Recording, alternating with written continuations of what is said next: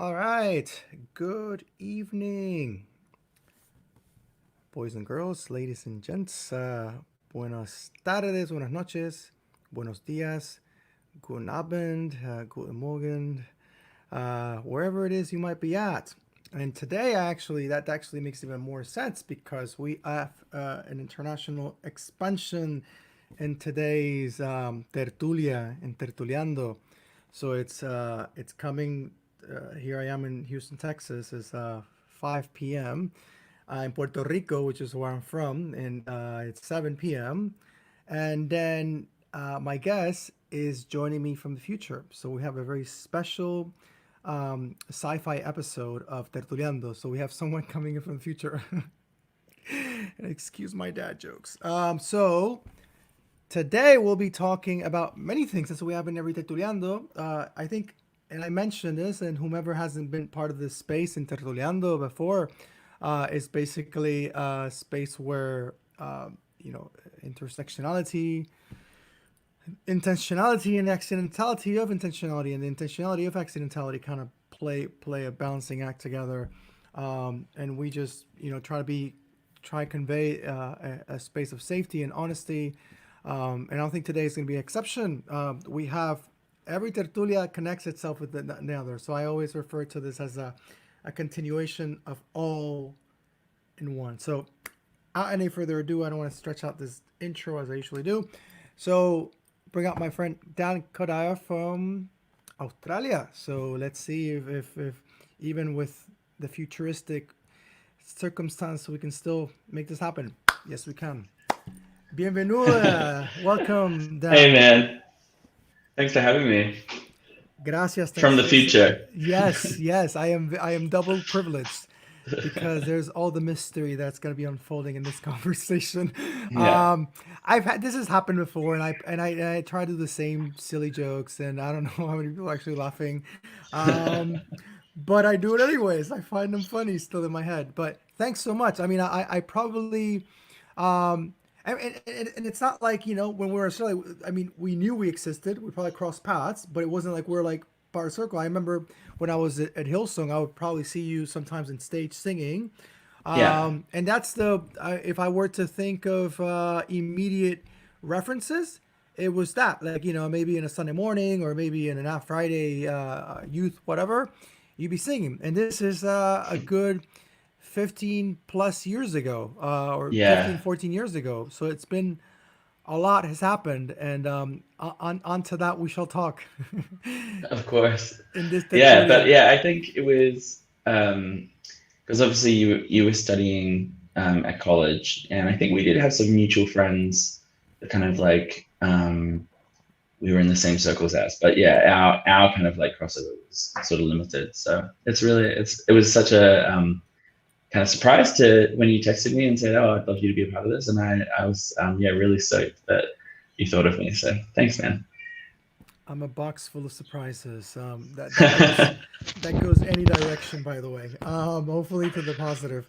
But any now with this space, to be frank, any chance I have to reconnect, or any Mm, chance I have to connect, because sometimes reconnect, it doesn't really serve. It doesn't really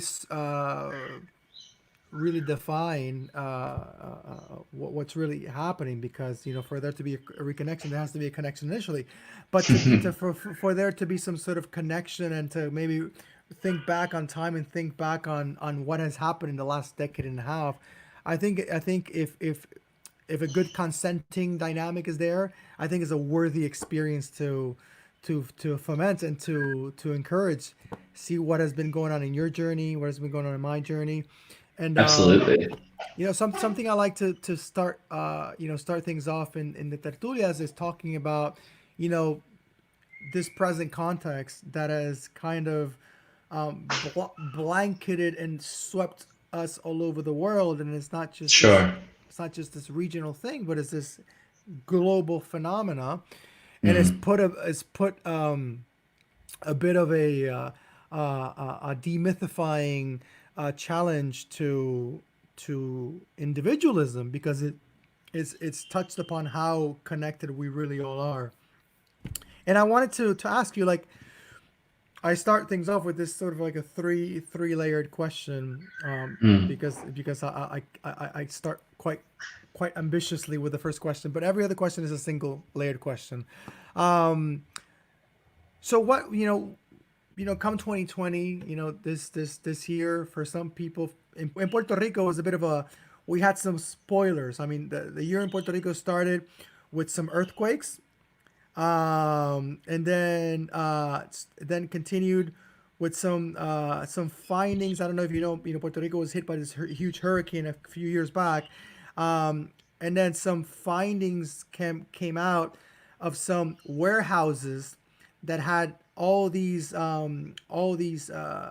stored aid that were never handed out, and that the Oh government wow. never did anything with it.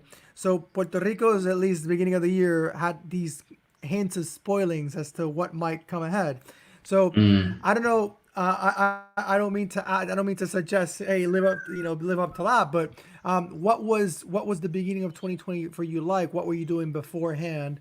What was it like before COVID hit? and Sure. then and then and then COVID hits. COVID hits, Mm. and then what kind of unfolded after that? How has that journey been for these 8 months? So pre-COVID, COVID hits, riding it out for 7 8 months, and then the last question I have, um, for this initial question is what observations have you made? Maybe what sociological observations have you made as far as like the COVID has spoken as to what we are as humans? What things has it brought out in our us as humans, as characters? So, So just a simple question. sí, claro que sí. But everything now is gonna be downhill, buddy. Everything's gonna be downhill after this. Yeah, I mean, so we had a really crazy fire season in Australia last summer, and which really it started early, but it went right through until January, February, and that was, Australia is dragging its feet on climate change policy and on making any real kind of like progress on that issue. We have a conservative government who are sort of denying the science on climate change, and we had a real clusterfuck of a summer, really, that really is the result of like consecutive governments refusing to make any kind of like real progress on that issue. But that was scary because it, we have bushfires in Australia, sort of like they do in California, pretty regularly. The intensity of it this year was sort of, um, unlike anything we'd seen, and it was, it's often something that impacts sort of rural communities, people outside of the urban centres. But this year, because of the ferocity of the fires, we actually had major centres, Melbourne and Sydney, blanketed with smoke for like months at a time, Wow. and it had a really big impact on our air quality. So interestingly, we started getting used to like wearing masks and whatnot well before COVID hit. So it was like I guess similar to what you were saying about the things that have been going on in Puerto Rico. There was a little bit of a sort of right from the beginning of the year sense that 2020 was going to be an interesting, difficult year. I was really fortunate because I had a couple of weeks in New Zealand in the midst of all of that, which is where I grew up and where a lot of my extended family are. And it was I felt very privileged to be able to actually like be out of Sydney for some of that, because we're incredibly lucky. Like, for me to call Sydney home, I feel very blessed because it's such an incredibly beautiful city. We have It so much is. access to nature, but during the bushfires, there was this sort of like oppressive sort of atmosphere over the city, and so to be able to go to New Zealand for a couple of weeks in the midst of that was sort of like good for my mental health. So, but yeah, kicking into the year, I feel like because in a sense because of that, 2020 it almost never really like got into a swing. And I was finding even with work, as a freelance graphic designer, my January is always very sort of like piecemeal, and then things normally will pick up in February, and so you kind of kicking into regular gear by March, and just that never happened this year because contracts got cancelled, and there was a sense of apprehension, I think, as you know um, things were developing in China and then in Italy and then in France.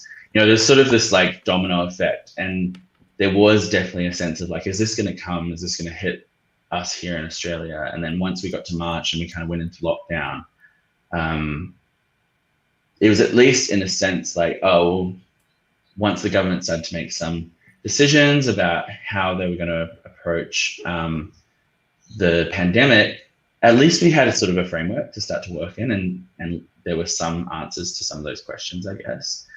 And then in that sense, during COVID, we've been extremely lucky, or I feel very fortunate to have been in this part of the world because, geographically, as opposed to somewhere like Europe or the Americas, we've had a pretty hard border put in terms of international arrivals and that sort of thing.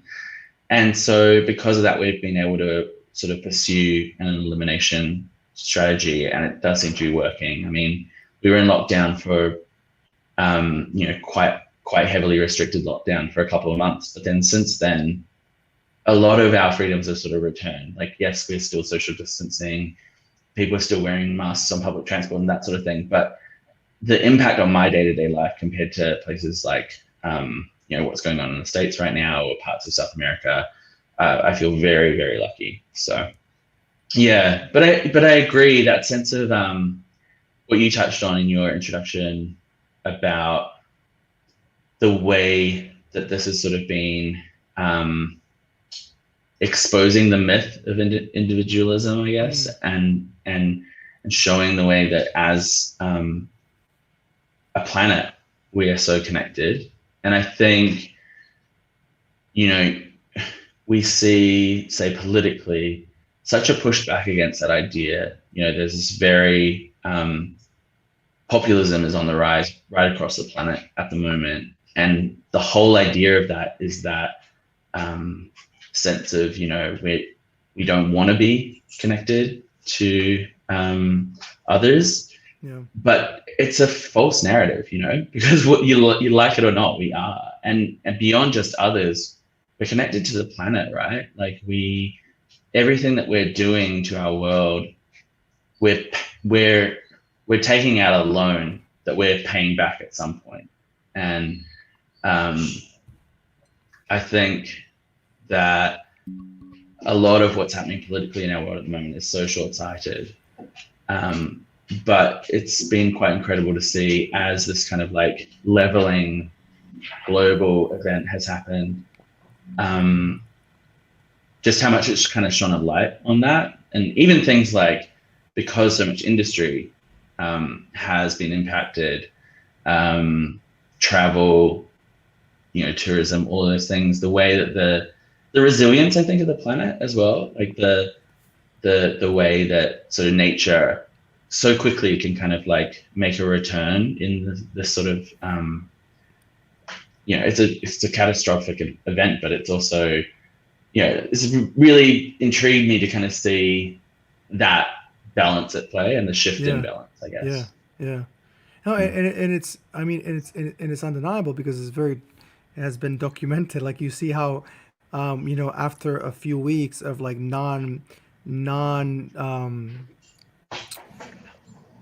saturated human presence in certain areas, you would see how animals were coming out and exploring these different areas, and it shows, and it's kind of like Chernobyl. It's like For sure. Chernobyl with the passing of years, and there's this new documentary on Netflix from David Attenborough. I always get his last name all mixed up, but I think it's called A Life in Our Planet, and it is phenomenal. I mean, I can't I can't stress so much on how incredible of a piece of a collection, a gathering of his whole life experience with dealing with nature and travels, and how active he still remains in his close to mid 90s.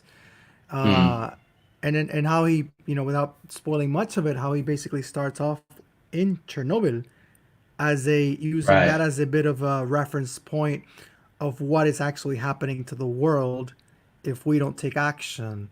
Mm. Um, and he's using Chernobyl also as an example of there's no human presence there, but you can see how nature has been resilient and how it kind of has taken over.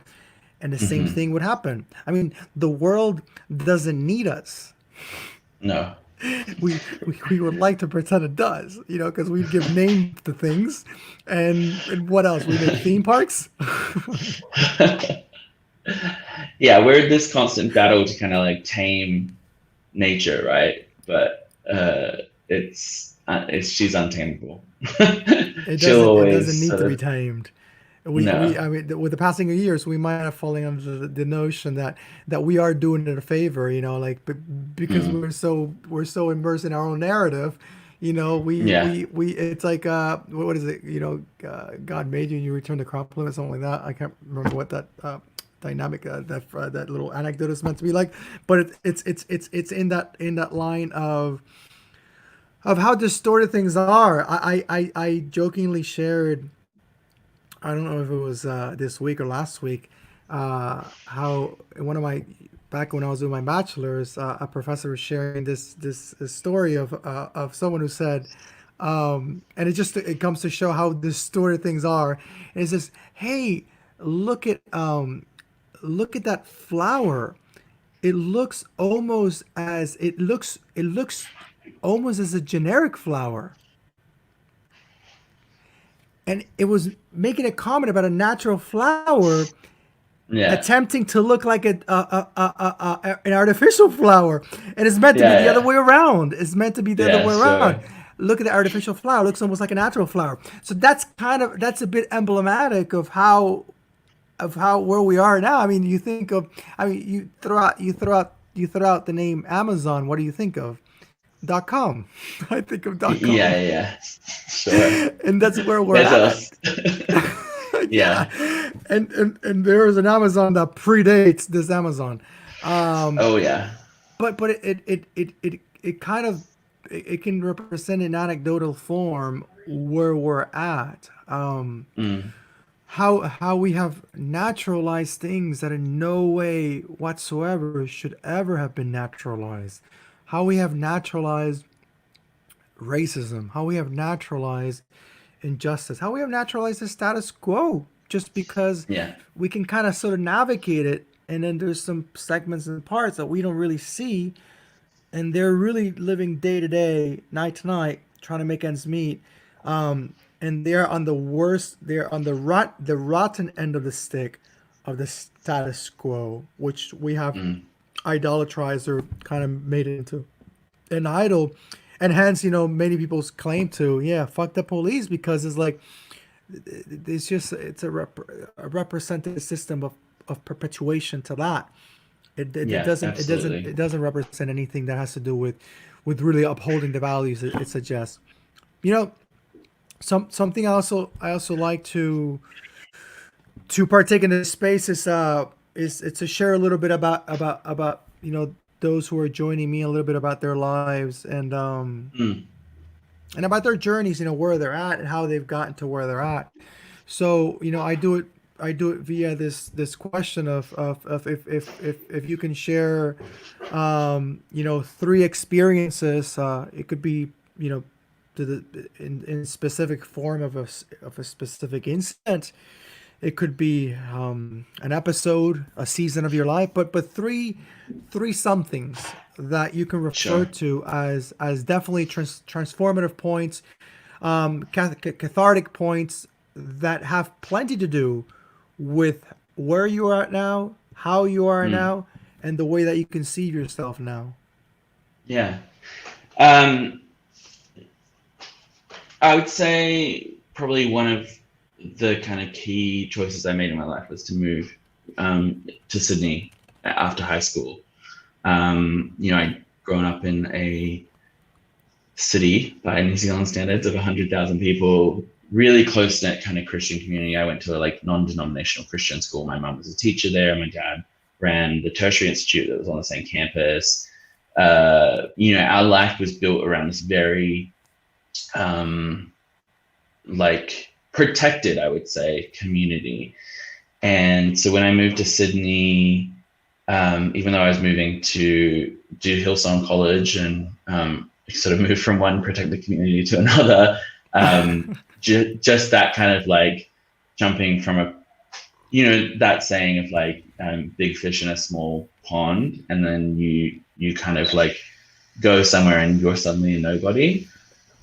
That was a really, I think, transformative experience, and really positive in the sense of when I was growing up, there was kind of the sense that everyone knew me and my family in our community. And particularly things like the fact that I knew that I was attracted to guys, queer, but I was in this community where that wasn't acceptable. There was this real kind of like disassociation from that part of myself, a real kind of like segmenting that off and packing it away, and wanting to be this person that I felt the expectation of my family and my community was. And I think because I moved to Sydney, I was actually able to start to unpack that in a way that I don't know if I could have if I'd stayed where I had grown up. Because there was that anonymity to it, and also just a broader kind of like lived experience around me. And so, yeah, like moving to Sydney definitely had a huge impact on the trajectory, I think, of my life. And even though in terms of like my journey to coming out took another a decade, and I was still involved with the Christian community for a huge part of that,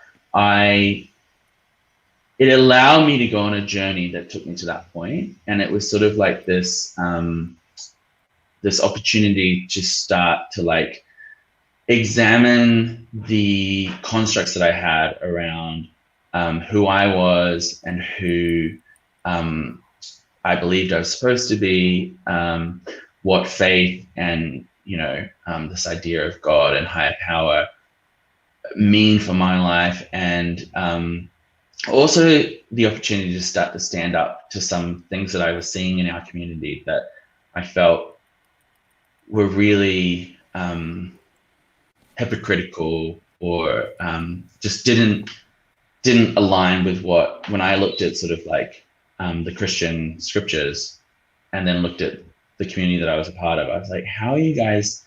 How are you balancing the way that you guys,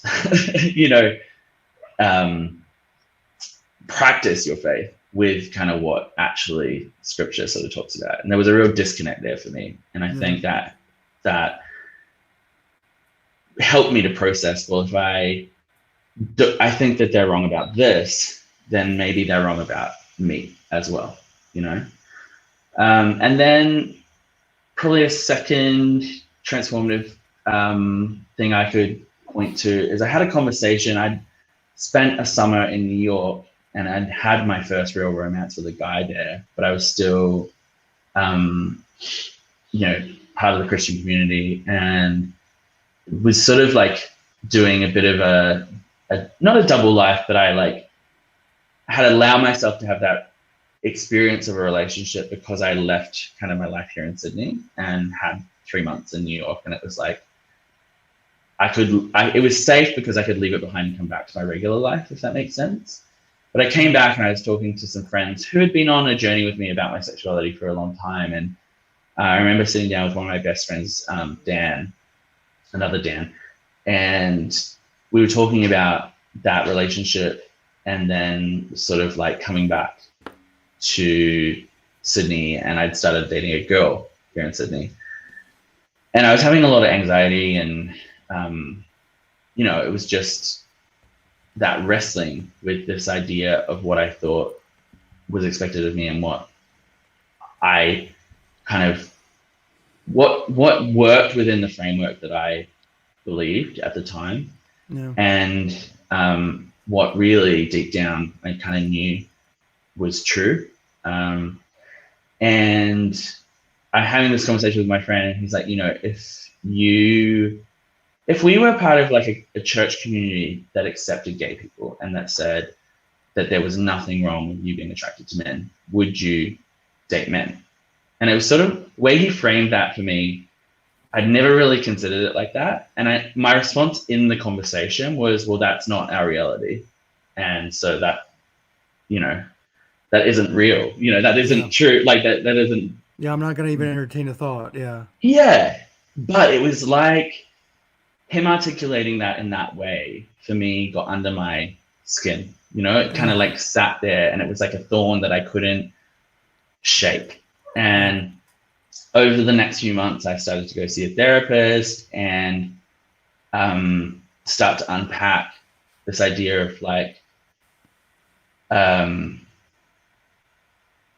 we had a conversation, my therapist and I, where she said, you believe that God has kind of like been using you to minister to other people over the past, your entire kind of adult life. But you've been gay that whole time, right? Like you've been attracted to men that whole time. I'm like, Mm. okay, yeah. She's like, do you think that was hidden? Like if God is real and he's been using you, has that part of you been hidden from him? And it was like, again, this kind of like wow moment of like, of course I'd be keeping that from him internally in a way, or the Mm. only times I'd let him look at it would be those moments when you're like, please let this help me not be this. Yeah. But I never invited him into my sexuality in the sense of like, this could be something that you have created in me that's good. Yeah. And it was this fundamental shift of like, of course he's always seen that. If I mean, my whole perspective on God has changed a lot anyhow, but Yeah. Yeah. But he's God and he knows everything. yeah, And exactly. And that then helped me to sort of go, okay, this is a framework I can now start to explore this in, because it didn't discount me to this point. So why should it discount me going forward? yeah. Yeah. And then, I mean, obviously, as a third one, I would say actually getting to that point where I was able to embrace my sexuality and I really had a fear that coming out would be a sort of like a bomb going off in my life, that it would sort of, I would lose relationships with family members and friends. And yes, there were absolutely some difficult and hurtful things that happened when I did come out with specific people. But for the most part, it was incredibly beautiful, the acceptance and care. And when you've been carrying around with you this sense that there's something wrong with you or that there's something incomplete about yourself, and you move past that to a point of kind of acceptance and eventually celebration and love, I didn't realize how much of an impact that was having on my mental health, but Mm. like the kind of weight that lifts off you and the ability to be authentically yourself with other people when for so long you've always kind of been censoring a part of yourself, if that makes sense. Mm-hmm. So that whole process, and it's not just a one-time coming out thing, but a process of kind of learning to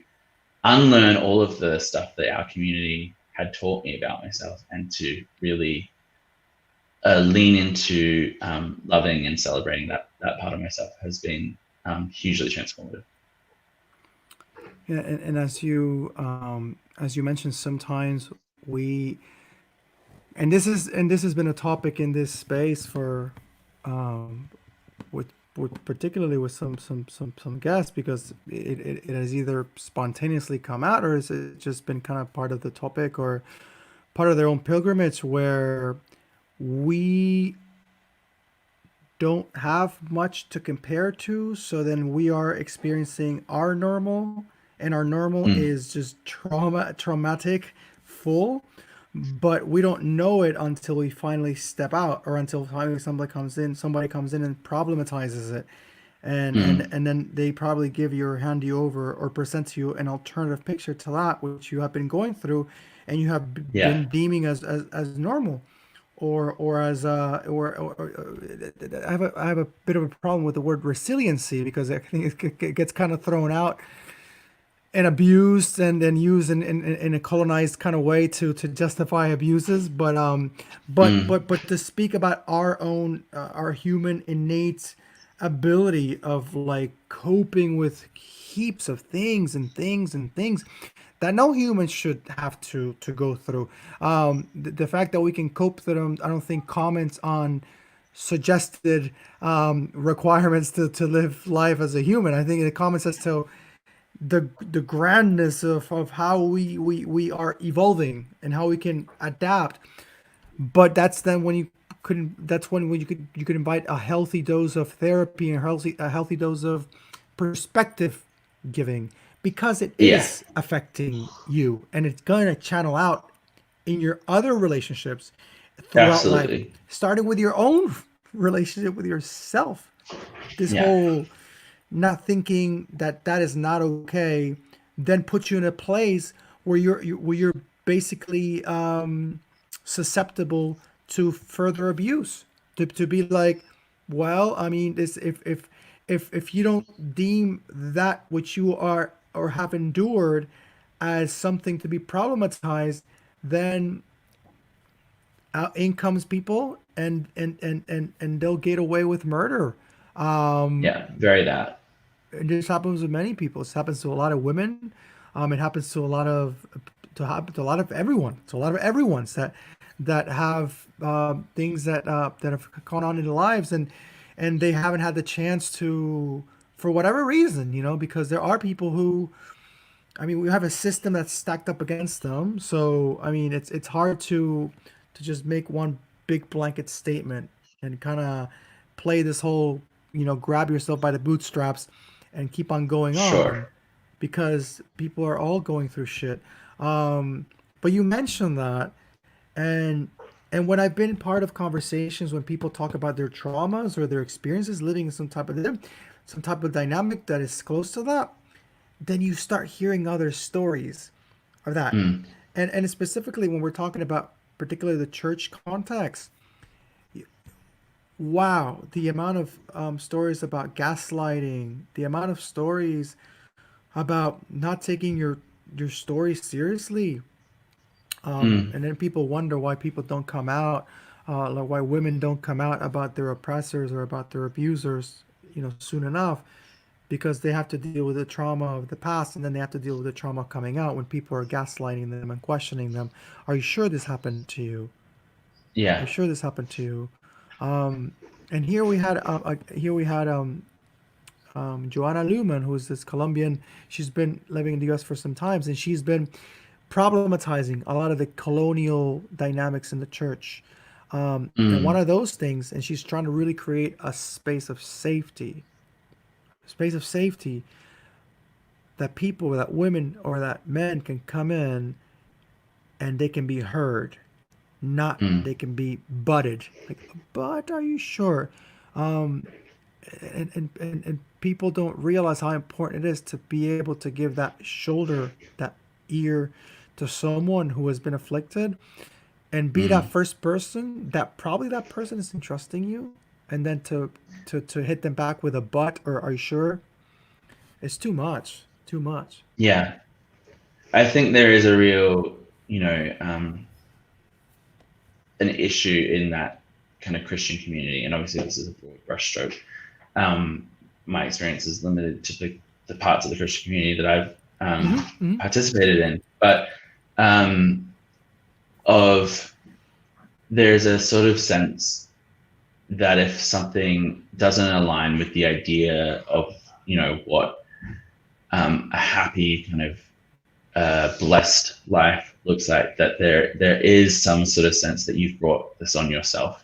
Your faith isn't strong enough, or you've made bad choices, or those sorts of things. And it's not until I think people go through something themselves, which when you're in that community, lots of people just actually live this very sheltered, nice life, But I think one of the biggest things about walking the journey that I have is that it kind of gives you a real empathy for anyone who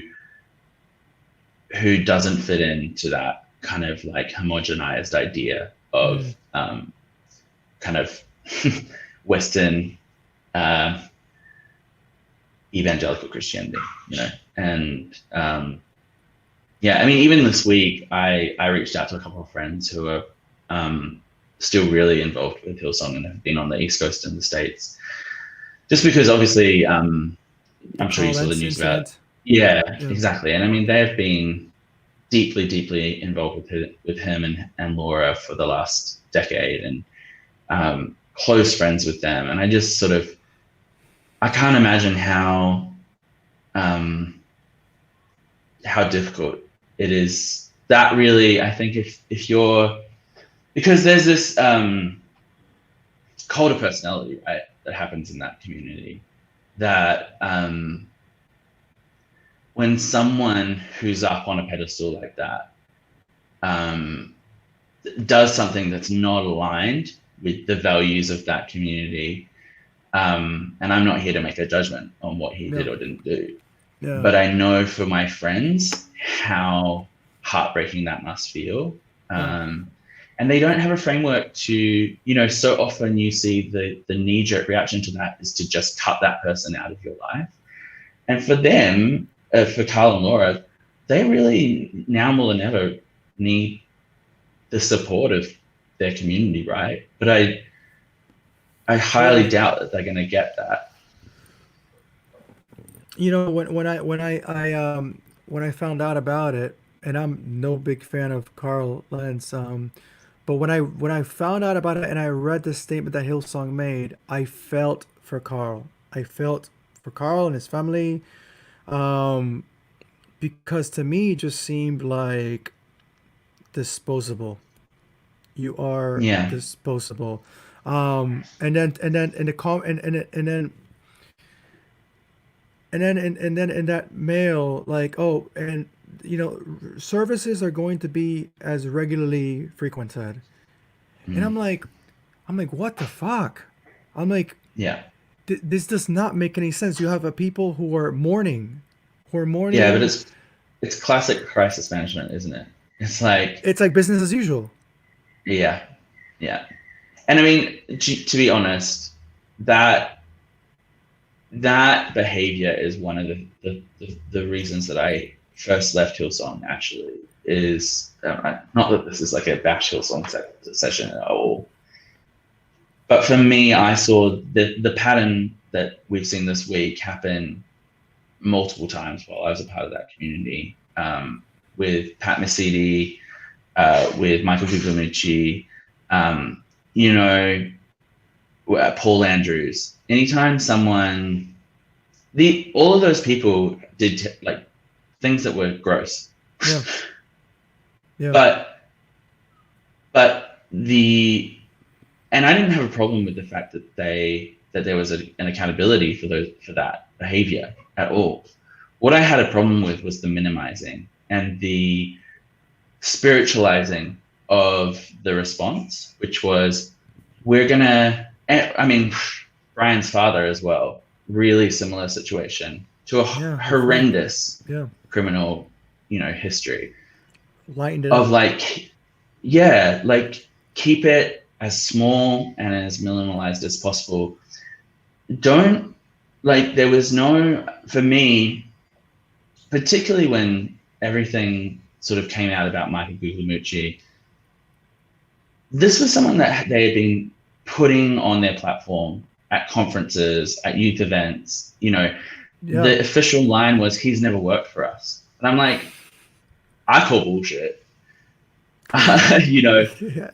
and why aren't you providing support for the community rather than saying, oh, things are as usual and we're no longer associated with this person?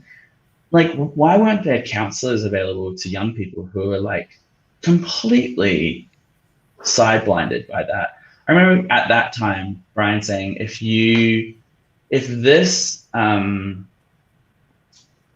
situation has an impact on your faith in Jesus, the issue is your faith in Jesus. And I was like, Again, like, again, again. you know, so yeah, I think there's a real and that's not limited to Hillsong. I've seen that happen in No, no, other no, no, no, no, no. communities as well. It's replicated. It's an institutional response, right? Exactly, exactly. It's how a corporation handles a problem. It's how a corporation, a typical corporation with the mission statement or whatever creed they might have of a corporation. Which is what's the usual purpose of a corporation? To get financial gain, to Mm-hmm. continue the capital gain. So when you and that's the humongous that's a humongous problem that happens when you have these churches go so big. They Mm. grow so big, and if at best they had some sort of heart and essence at the beginning, they lose it. You can maybe even use a little bit of that Christian biblical reference. What good is it if you gain the whole world but yet forfeit your own soul? And Mm. I just see this constantly replicated, especially here in the U.S. with all these trumpets worshiping churches, which is to me Yeah. no surprise because they've been fully in love with power forever, and now they have their chance. They have their place in the seat, but don't go and tell me that Jesus is there. The historical Jesus is nowhere. To be honest, and I'm not trying to make a Mm. big blanket statement, but the historical Jesus, the brown Jesus, the BIPOC Mm. Jesus, is nowhere to be found within these institutions in the sense of the institution as in and of itself. I'm not talking about people in their own Individuals, in their own for sure. pursuit, because in your own pursuit, man, in CBGBs and in wherever you can find, there is no prescribed. I mean, you can even find Jesus in Hillsong. Oh, for sure. The, I mean, and I think I did, you know? I'm just putting it that way. It might seem ironic to Yeah. people, but you can even find him there. You can even Yeah. find Jesus in such a place as an overly institutionalized place. So, did was your experience at Hillsong like like a long span? Like, were you part of Hillsong for a long span Oh, of time, yeah. or? So, I mean, I went very kind of wide-eyed as an 18-year-old. Like, I'd gone to Hillsong conferences in New Zealand in high school, had been part of my youth group and my youth worship team, and then came to Sydney to do college, very kind of like bright, like wide-eyed. And, it was still really small back then. Joel and Ben Around were what in year was it back then? 2002. Yeah, that's around like when United was kind of taken off a little bit, Oh yeah, yeah. I little by remember little. the recording of like I think the third or fourth United album. Um, Joel and Ben were the intake ahead of me, so they were doing second year when I was doing first year. It was much more. It hadn't become this global phenomenon at the Yeah, time.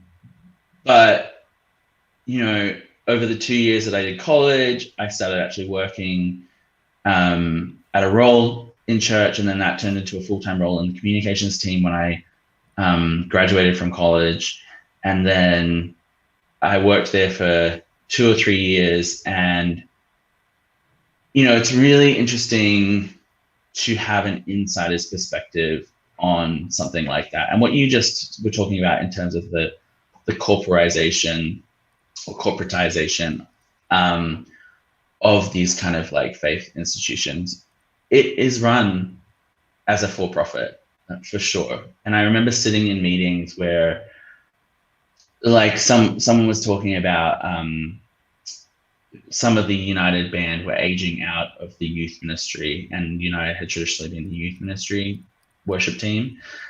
And how are we going to bring through like new new members to that band. And I remember one of the key leadership team saying, "Oh, we're not going to, because new faces don't sell records."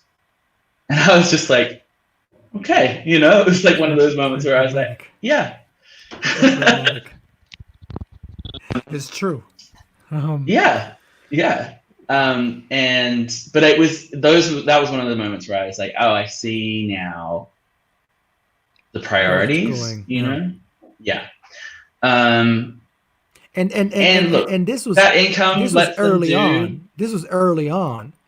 Yeah, this would have been like 2004, 2005. I can't even, and this is just playing the guessing game, but I can't even think of what it is like now. In terms of yeah, well, I think it is. Yeah, for sure. That said, that income allows them to do some good stuff in the world, and I'm sure that's kind of how they justify it. Charity. They do charity. I don't mean to sound super negative on that, but I'm not a big fan of charity in and of itself, because charity is a bit of a dog chasing its tail, in terms of like, it doesn't really solve the problem. Is a perpetuation of it doesn't. It's like there's a saying of, I gave food to the poor and you call me a saint, and I question the very system that made them poor and you call me a communist. So yeah, is there a call? For sure. Is there a calling to question that system? There never is. There never is. And I don't know if it happens in Australia, but at least in the U.S., nonprofits, they get some incentives from government, tax breaks. Yeah, for sure. So there's a little bit of that too, and there's good being done. But I'm saying, if you really, especially within spirituality, within the grounds of Christianity, that there's so much speaking about getting to the roots of it. So do you really want to get to the roots of that problem? Because part of the roots of that problem is decolonization. You need to decolonize. For sure. But obviously those talks aren't really happening in that type of dynamic, because it's very intrinsically woven in the institution. It's a colonial. And I don't know what your commentary is. And I just want to close my little parenthesis here. Don't want to like miscontinue your story, but as I've seen, and I remember I was at Hillsong in I was in New York when Hillsong was starting in New York, and they were just having their living room meetings. But now Hillsong is like in all these different metropolises. Yeah, Paris and NYC. I think in Sweden. I think in Norway. So I see it like this colonial pursuit, and I hate to sound so cynical. And I'm not saying like people there are evil or not. I'm just saying like it's just very overtly strategic. It's just so overtly strategic. I'm like, this is so. And then as I've heard from some people that were in San Francisco, and before I don't know if they're still there or they're there, but no real sense of what is going on there before they get there. They kind of get there, and they might touch some doors or whatnot, but it's like, here we are. We got our we got our flag, and we're planting our Hillsong flag, and here's our branding. No, from it's very empire, isn't it? No, totalmente. It's like you have that feel, and I think it's because they have a way of doing it. They have a way of doing things. They have a way of resulting, but that's how do you decolonize that? Yeah, I mean, I think a bigger, almost like a level up from that is like how do we look at decolonizing just faith in general? Totally. This narrative of this westernized white Jesus who prioritizes people who look like him, this kind of prosperity gospel that's deeply interwoven with capitalism, and I think this is my thing, is like, I think Christianity, in terms of the ancient spiritual texts, has a lot of beauty and of course, and insight for us as modern people. My issue is with the institution, the power dynamic, and the priority on othering people and holding on to power, like the structures are put into place because there's so much fear of giving up that power that the church has held in society. That's why they want to control women's bodies. That's why queer people are terrifying, Yeah. Yeah. because Yeah. we are an antithesis to that whole idea of like a homogenized uh, community, even though that exists within queer community as well. But But but you're saying it's factual. It is that threatening element that you're threatening that heteronormative. You're threatening that yeah, homogeneity.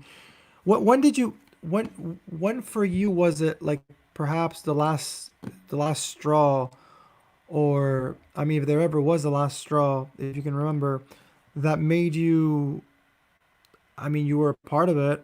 I don't know if you started slowly drifting away from maybe responsibilities, or if or for you was a here's my letter of resignation. I don't know if that's what it was like for you, or yeah.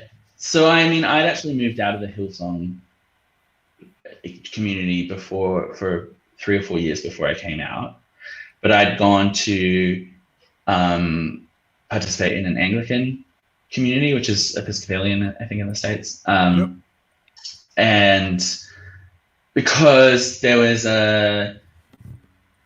for me, I'd gotten really fed up with the kind of self-help 3 points that all start with P style of teaching. I wanted to, if we were looking at scripture, I wanted to look at it from a much more kind of like hermeneutical, I guess, point of view. I wanted to know what was the world context when this was written. I wanted to know, I didn't want it to just be like shoehorned into this preacher's idea of like prosperity, like, Yeah, yeah, yeah, yeah, yeah. and so I started being a part of this community that I felt had much more of kind of like a duty of care with the way that they were teaching scripture and caring for community.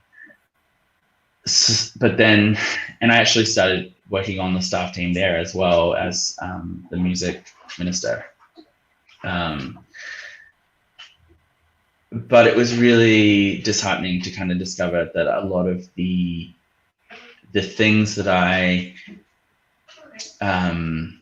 sort of railed against in that Pentecostal kind of evangelical community, they were still there in the sort of more traditional community, and in some ways they were more insidious, and it was a bit of a slow unpackaging to sort of go, this isn't just a Hillsong problem. This is Yeah. a faith institution problem, and it's Yeah. a control thing. Was sort of where I got to, and so I I resigned when I came out, and that process was pretty horrible. Like it was it was a very confusing, and these people that I thought would still treat me with love and respect, it was just ugly and difficult, And you which and you I think, expressed quite candidly why you expressed with level of honesty why you were stepping out. oh, for sure. And I sort of explained how my sort of beliefs around sexuality had shifted. I'd been in some ways sharing that with the leadership team as it was happening as well, Okay. because, I wanted to be transparent with them. Before I ever even accepted a position on the staff team, I said to the senior minister, I said, look, I wouldn't be comfortable taking this role if you didn't know that this And is what and like what I'm was attracted. what was the feedback during that time as you were dialoguing Well, these? this was part of the thing, is that I thought, because the dialogue had seemed quite open and respectful, that I thought that once we got to the point where I was like, I'm coming out and I would need to explore Yeah. this part of myself fully and in the sort of like the brightness of day. Because to that point things had been reasonably positive and accepting, I guess I was naively expected there to be a level of that um, similar sort of response when I came out and said, like, I get that I can't be on your staff team, but like I still love this community. I want to be a part of this community. And it was like, you know, I went from being central to that team and the people and the relationships to being a complete push to the outside. And I really felt it. I felt like people only ever talked to me to check in to see if I had like, I just suddenly felt like my sexuality was the only thing that was yeah. that, you know, Jesus, and it sort of suddenly defined me in a way that it hadn't to that point. Yeah. So if there was any sort of a way to come in touch with you, was it kind of like to check in on that a little bit? Yes. Yeah. Mm, And yeah, it was really disheartening. But thankfully, I had a lot of fantastic support from other parts of my, community. And so after about 6 months, it just got to the point where I was like, I'd sort of wanted to continue participating in that community, even if I wasn't going to be on the staff team. Yeah. But it just got to the point where I was like, this is toxic, like this is no longer good for me to be showing up here on a Sunday. And yeah, but at the same time, for me, when I sort of allowed myself to unpack my sexuality, I also did a lot of dismantling about the dogmatic kind of things that the church believes. Because I think if you're unpacking something that's so kind of like deeply embedded in that community, it's very hard not to start to kind of like pull some other things down with that, Yeah. I call it like the dominoes that fall after the first one. It's like yeah. Yep. So I'm definitely at a place now where I see myself as being engaged spiritually with our world. And I still kind of have this sense of faith, but I definitely don't. It's not pigeonholed in this idea of Christ and the Trinity and God, Yeah, there's these different precepts. If you could summarize, maybe in form of outline or in form of essay form, however you want, you have the freedom to choose the format. Um, the transition period from coming out of that sort of ecosystem, and as you described your framing of spirituality, what things do you think were those concepts, precepts, understandings that you slowly or gradually were ridding yourself of because you needed to, because it's like kind of like carrying luggage, and you need to get rid of kilograms, and you can't get on board without those, with those kilograms. What, if you want to kind of continue that metaphor, what things were those kilograms that you felt you needed to get rid of as life kept on enveloping and passing, that you just felt no longer a need for, that you might have felt like maybe there were things that you were holding on to that you felt were compulsory for you to continue pilgrimaging spirituality. Maybe there's such ingrained notions. So what were those things that you were gradually kind of like, oh, so I really don't need this. Oh, I really don't need this, but you're still holding on to it. But what were those things, little by little? Yeah, sure. I think a big one was this idea that I think is really prevalent in Western Christianity of leaders being almost this high priest idea from the Old Testament, of like little popes. Exactly. So leadership being almost a channel between you and God, yeah, the high spiritual power, and that their like perspective, opinion, it should be sort of like seen as almost sacred, you know. So that was a big one of sort of unpackaging that and being like, these are just regular people who are biased, filter things through their lived experience, who, you know, may have done study or whatnot, but that they don't have more access to spirituality or to God than a regular Joe. Did you, Dan? Did you have a specific experience where you kind of put that to the test, where you had to dialogue with a leader, and then you just completely saw the disappointment in how they? And let me just give you a super quick example. When I was at Hillsong College, and I was starting to get in trouble. I remember when I guess they didn't. I don't know. I don't know if it was within the proceedings, but I was assigned to this counselor. It was this older person. I'm not going to mention his name, but he was assigned to be my counselor, and I had known a little bit of him, and he seemed quite cool. I think he was a missionary in Africa or some places. He had this. I thought he had a bit of an expansive mind.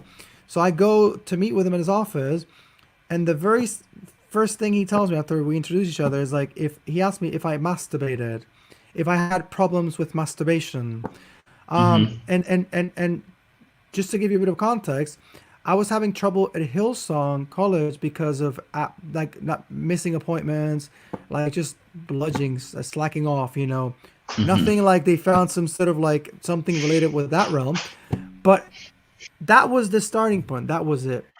So for me, I mean, at that point, I was just like guilt tripping. I'm like, oh my God, he knows. I didn't think of that. I mean, it's just like in a retreat full of kids, you know, 16 years. Like, I feel the Lord is telling me that there's some kids here who masturbate. No shit. Oh wow! Big revelation. Are you a psychic? The angels have stopped their singing to reveal this to you. God speaks directly to you. So for you, did you have moments like that with particular leaders where it was like that disappointment? Yeah, I think actually. Wow. I mean, one of the things that actually, one of my biggest traumas actually when I was at Hillsong was when I first started to talk to this is when I was still in college, so I was maybe 19, and I first wanted to talk to someone about my sexuality, and I went to my youth pastor, and he's like, oh, okay, didn't really know how to, didn't know what the best thing to do would be. So we kind of went up the chain to like key leadership at Hillsong. And I sat in an office with someone who to that point I'd had a lot of respect for. And they told me that I needed to go to a specific center. So basically it was like an Exodus type place? Yeah. And I went for one session there, and it was a center specifically for people who struggle with homosexuality, but also pedophiles, rapists. And I was just, wow. It made me be like, oh, this is grouped together for them. Wow. And I went, intense.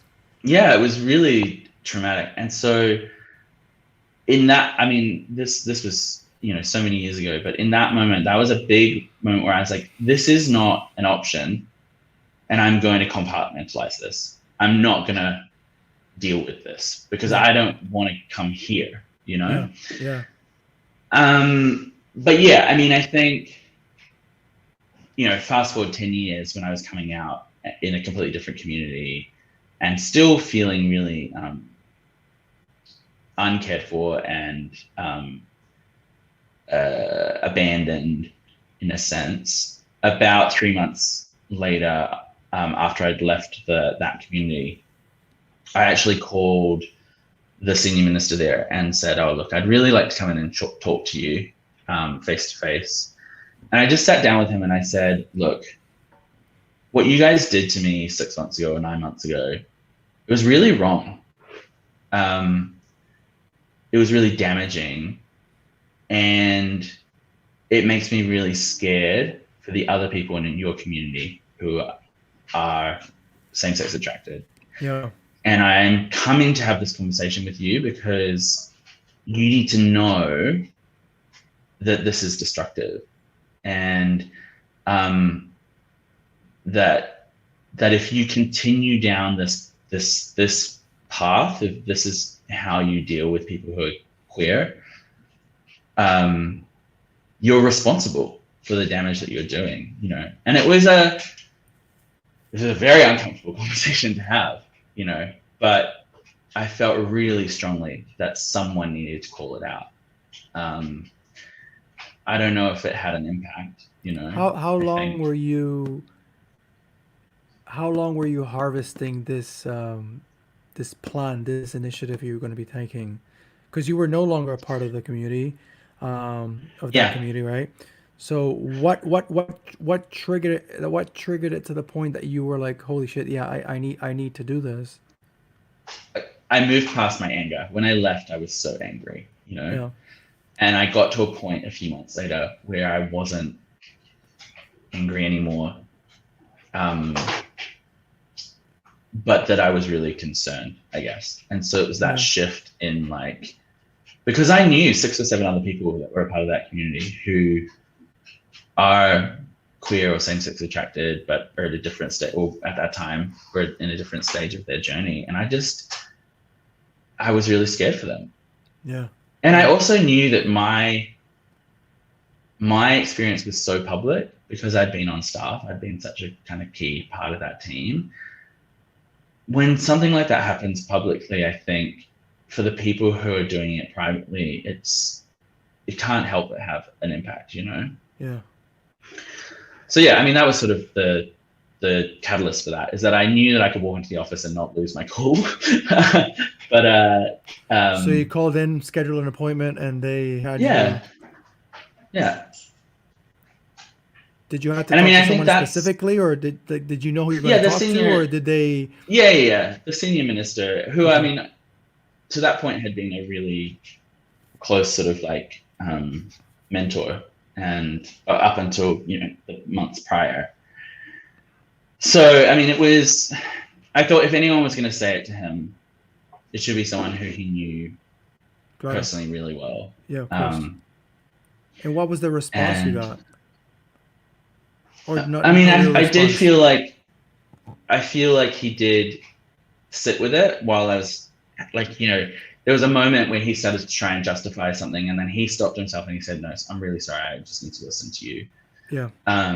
Which was really, you know, helpful in that moment to see that. But I mean, this is 5 years ago, and I still see that community carries on exactly the same way. The sad thing is that it's you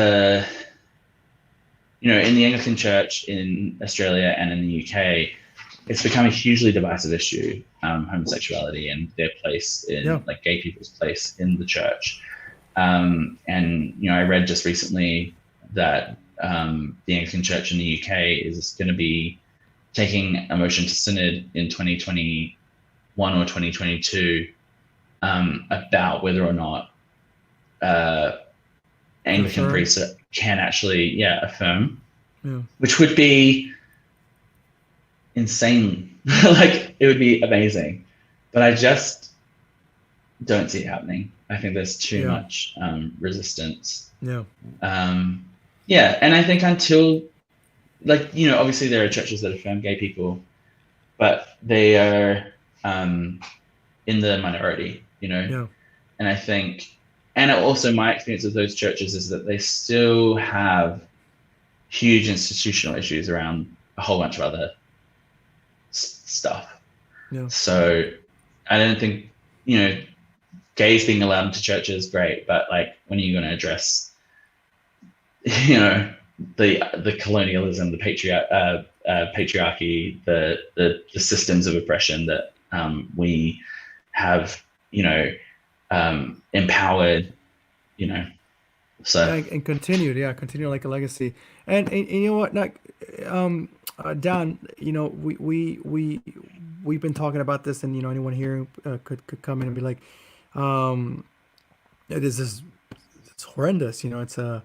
It's so much trauma. It's so much continuous and perpetuated systems that work in a way that they'll make reforms.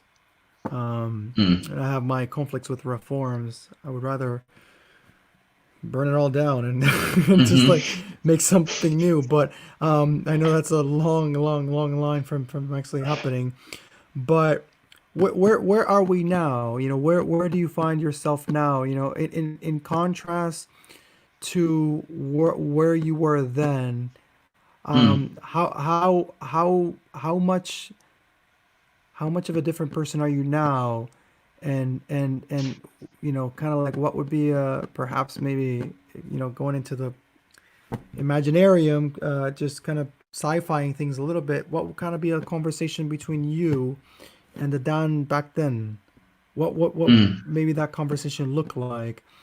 Of Yeah, sure. and it comments on the youth as well, but also the fact that you were in that environment. Yeah.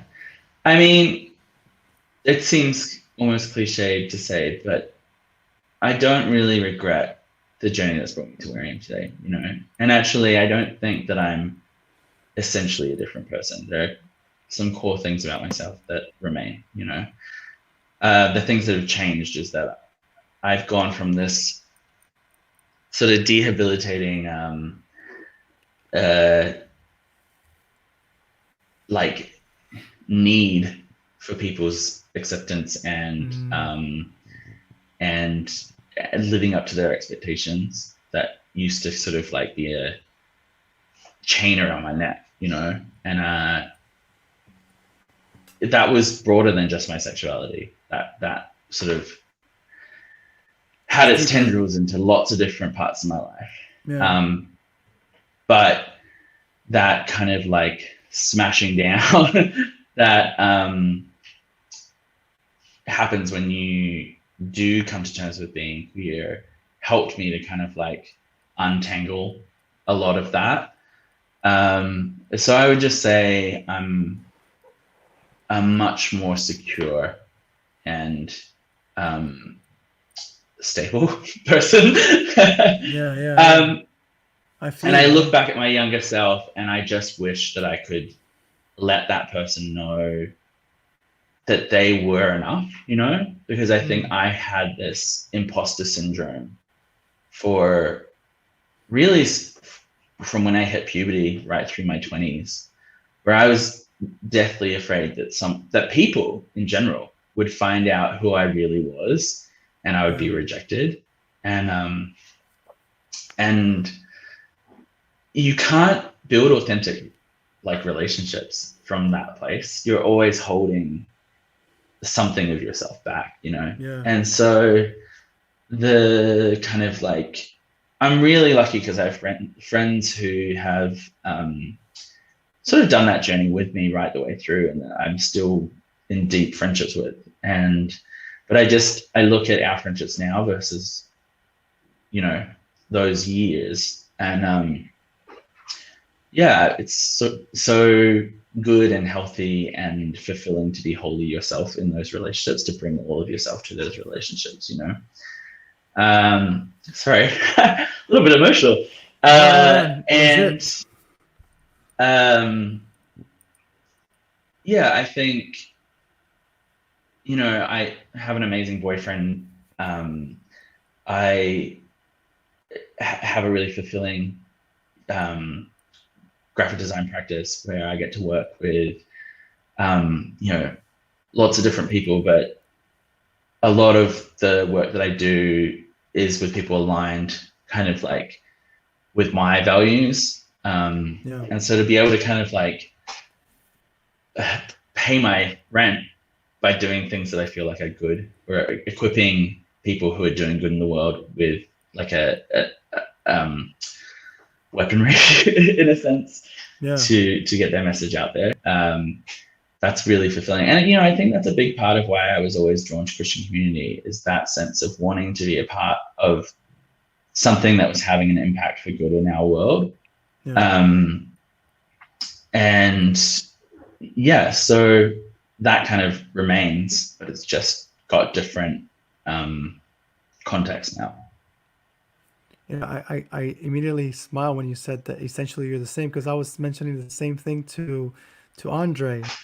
Mm-hmm. And I was telling, now as I said, as an agnostic atheist, and I look back to my days when I was a Christian, and I fully acknowledge the semantic game of what it is like to use words, and how words resemble things, and of course there's changes, but essentially I'm the same. Essentially, I don't think I've Mm, changed. I've always tried to be quite genuine where I was at, um, whether that would have been preaching at people, or whether that would have been now just in the realm of uncertainty, which I mm, find it to be such a very beautiful place to be at. There's so much to explore in uncertainty, um, and and back then uncertainty was a bit of the the enemy, a bit of yeah, the sign of that you are not doing things right. But yeah. I hear you about, man, it's very parallel. I mean, we were definitely in different geographic locations, but there's a lot of parallelities, or a lot of parallelness, and when you kind of start getting rid of some things in your luggage, and I identify so much when you said, kind of like that sort of people pleaser, or that sort of like you rely so much on others' construction of you. Mm, And as I was telling you a little bit before, starting, how this year has been a very heavy year, and it's been a little bit of that has been mm, occurring for many years now, that letting go. But the scapegoating for me was the scapegoating, putting the blame on others as to mm, my unhappiness. I mean, this is mm, not to talk about grabbing yourself by the bootstraps, but this is talking about either blaming others for your unhappiness, and also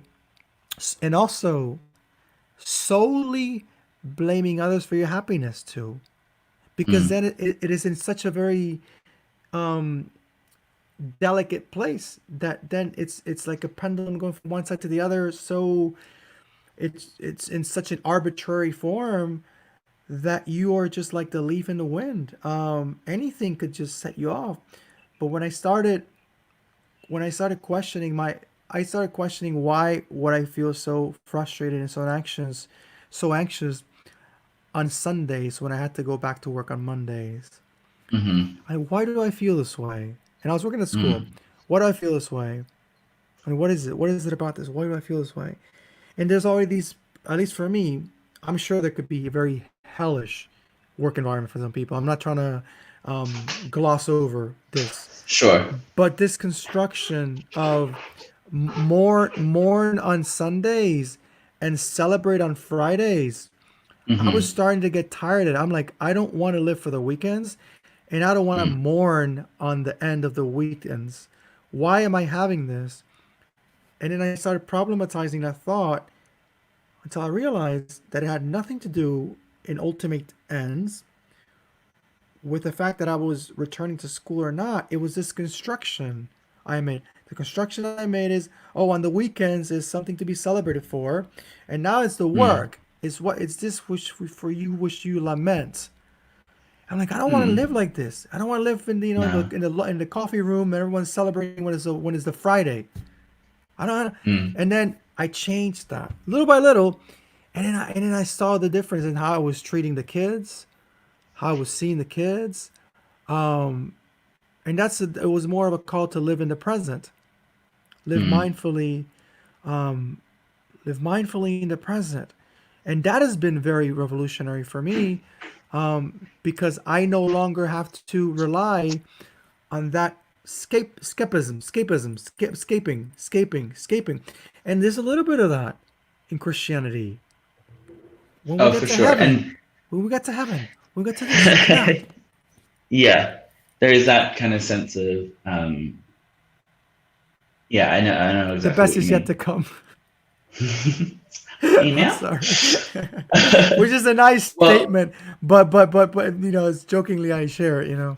no, yeah, yeah, yeah. I was gonna just say, sort of also going back to our experiences in that community, which I totally agree are paralleled. And one of the things that what I was just talking about is always feeling an imposter. In a sense, I'm really grateful for my queerness because I think always feeling like an outsider actually forces you to challenge the status quo and the I look at friends who've stayed part of that community, um, and their life has just sort of like gone on unchanging in a sense. Like, yes, milestones have happened, they've had kids or gone married or bought a house or whatever, but basically their life, it's sort of just a plateau, you know? No. And they're still doing the same things we were doing 10 years ago, just maybe on a slightly bigger scale. And it's funny, I feel sad for them a little bit. Yeah. There's so Yeah. much more to discover, I think. And in that sense, I'm really grateful that in a way that was never an option, you know? Or if it had, I just know how unhappy that I would be if that was where I still was. And yeah, I think that our experiences, traumatic though they may, you know, carry with them, they've helped us to come to this place that Yeah. is so much more sort of like full Yeah. and broad, you know. And so that's sort of goes back to what I was saying that I don't regret that journey, you know, because I think it's brought me where I am today. And I agree wholeheartedly. I agree. I wouldn't change it, and not to romanticize, No, but I mean, and there's also the even more, um let's call it this way, the technical aspects of it, the friendships I made, some people, there's for sure. all the different technicalities that surround it. If I would have never gone to Mm. Australia, so many things would be different. And this is Yeah. obvious, I know, but the mentality, that was my first time away from home, and I literally went all the way to the side of the world. That made something shift for me, for Mm. this 21, 22-year old. It made a difference in how I approached other life events. Like, holy Mm. shit. And of course, there's a little bit of privilege. You know, my family was very supportive, but that being there, it put me in a very vulnerable place. I'm there by myself. It has its pros and its cons. But the fact that there was a Hillsong allowed me to be there.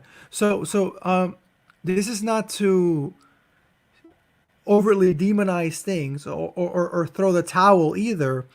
But things aren't as black and white as we maybe would like to make them. No, we live in the gray, right? And I don't think there's anyone who is 100% devil. So this is not, you know, when I talk about these people, when I mention Brian Hughes and those people, these are people. These are people, but they work within a system, and this is the system I problematize. They have families. I bet they love their grandkids. This is not a question to that. But it is when you grow within such a comfortable place of the status quo, for you to problematize it, it is a very, very difficult thing to do.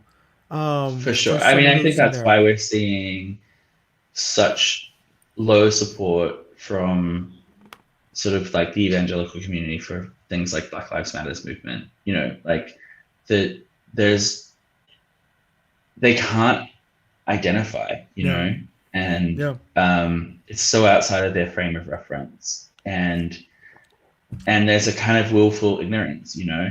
I like I have a number of extended family members who are based in the US, grew up there, and I've had to like unfollow a lot of them on Facebook and whatnot because it's it's so detrimental. disappointing, Yeah, you know. And I mean, you know, obviously we've seen in the last couple of weeks how uh, divided the United States is. The fact that Donald Trump can get 70 million voters It to put is his name beyond down. worrisome. Yeah, it's so heartbreaking. Um, and yeah, I think that's not just a US problem, that's a global problem. And Yeah, this week in Australia is NIDOC week, which is like our 1 week a year that there's a focus on our Indigenous people. yeah. And our government voted against raising the Aboriginal flag on Government House. Wow. It's just It that's shows just you. a symptom of racism, and But I think yeah, it's a little bit of denying it. You know, you deny it enough times that you think it's no longer there. And I think yeah, that perfectly describes the United States. It is that, mm, for example, I lived 4 years in Germany, and I venture a little bit as to what those 80 somewhat odd years since the Second World War has been for them, and hmm, that's striving to find themselves in a place where they are now. Of course, they're not a perfect country, but the emphasis on memory, the mm, emphasis on not allowing things to happen again, yeah, has allowed for a big push in the education system to make it very certain that that is taught, that that period is mm, very much reminded of. Whereas in the United States of America, it's you might concede a holiday to Martin Luther King Jr. Even now that we have Veterans Day around the corner, there's so much discourse of heroism and patriotism, patriotism and discontinuous. Like, and I say discontinuous because it's like I'll celebrate you. I'll celebrate you're going to war. I'll celebrate you're coming back, but I am not gonna do shit deal about helping you reintegrate back to society. So it's kind of like the pro life dynamic. I'll do everything I can or everything I can 9 months. After that, you're on your own. And that is a mm, very vivid discourse here. The tribute discourse. I will tribute you to the end of the day, but it's just rhetoric. It's just a lot of mm, rhetoric. Veteran VA services for the veterans is just crap. So many people suffering from PTSD. I mean, just the very premise of going to war. No human should ever like to go through that. So that's not even get into that. But here there is a very accepted discourse of you'll see mm, it. Veterans Day is going to come. They're going to they're going to shoot a couple of shots in the air. They're going to have planes flying all over. Showmanship, a lot of showmanship, but down at the grassroots level, nothing, nothing. And this is a mm, country that is based on showmanship. Let's make a lot of showmanship, a lot of rhetoric. We are the city on a hill. We go, we bring democracy everywhere, but we don't even have it here. A lot of showmanship. And this is a mm, phenomenon going on in many countries. But in the United States of America, there is, I, as a Puerto Rican living here from a colonized country, living in the United States, sure, colonized by this country, mm, it is a country of showmanship. How can we mm, show? How can we appear? But in essence, you have Black Lives Matter. There it is, 2020. And they still racism at the worst. 70 million people voting for a very blunt, outroaring, racist president. So yeah, it's a very dire, horrific situation for activists, for people who've been in the forefront, who people have been laying their lives down. It is horrific to see it go down.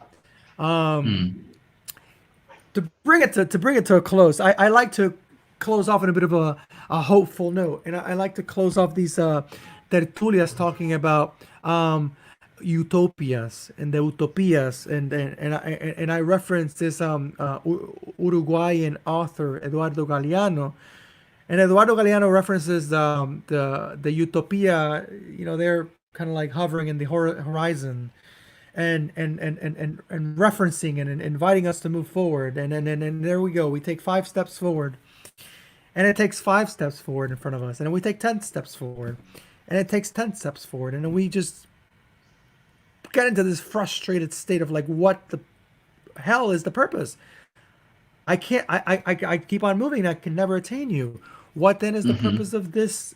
What then is the purpose of utopia? So you keep on keeping on. So you keep on moving forward. So what are the things that inspire you, move you, obligate you, whatever you to keep on moving forward? Yeah, Dan. sure. Um, I think, and maybe this is a carryover from my years in Christianity, but I do think that there is that sense of like wanting to leave some kind of legacy. Like, our lives are a blip. When we think about our universe, the timeline of this world's existence, we're a breath. But I definitely try to live in such a way that I keep the priorities on the things that matter, and that I'm contributing something good, productive, beautiful to our world. I hope, and that's on a kind of like a macro level of day-to-day, choices around, power and cleaning products and that sort of shit. But also like, who do I work with? What do I bring to my relationships? And at the end of the day, there's that kind of like idea that there's 2 deaths. There's the death when you die, and then there's the death when people stop saying your name. And I don't have any ambition to be famous or known around the world, but I do want like the kind of legacy of my life be that like the people that I interacted with, that Yeah. I brought something positive and good to their lives, and then I think definitely I look at to use a word you don't love, resilience of the queer community. You're good. You're good. I think about the trailblazers who came before my generation in the queer community. There's this kind of line that's probably overused in our community, but it's like Stonewall started as a riot. Yeah. And today we have these huge parades. Sydney Mardi Gras is like a huge tourist event for lots of straight people, but and a corporate cash in. That As pink everything dollar ends up turning into.